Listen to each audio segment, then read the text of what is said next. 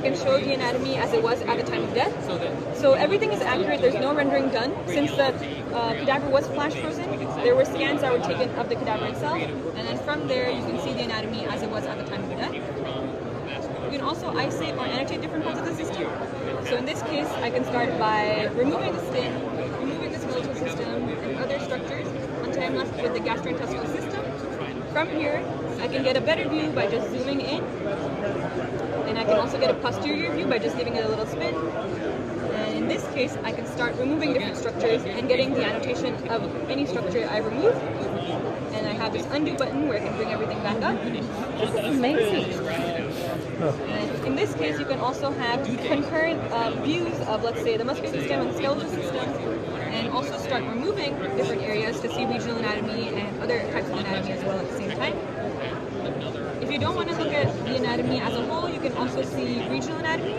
So in this case, I have the female head and neck. To mimic something that you'd find in surgery, you can also do natural cuts. So in this case, I have an incision made, and you can also see the relationship between the skin, the fat, and other structures. And as I showed earlier, you can go ahead and also remove structures here and press this undo button. And what's interesting is these are actually the scans that were done from the cadaver.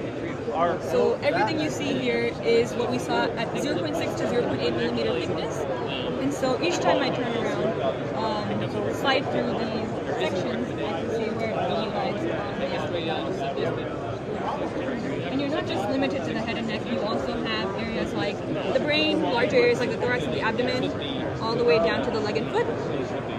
And what's most interesting to me is you can load in your own patient CT or MRI scans, and from there you can get a 3D model of what you're seeing. So here we have a post-operative scan of a patient with a brain aneurysm, and this is the actual CT that was provided. You can go ahead and slide through the CT and see exactly where the clips were placed as well. So if I go down here, it'll show where it is here. And same functionality as before. You can go ahead and make a quick cut into the 3D model and see where the clips were placed as well. So it's kind of more intuitive when you see something in 3D, where the clips were placed rather than just focusing on a CT. And then you can also add in some vasculature if needed. And then you can also bring it back down. There's other ways where you can utilize this, where I bring in transparent soft and hard tissue. And so in this case, you still see where the clips were placed.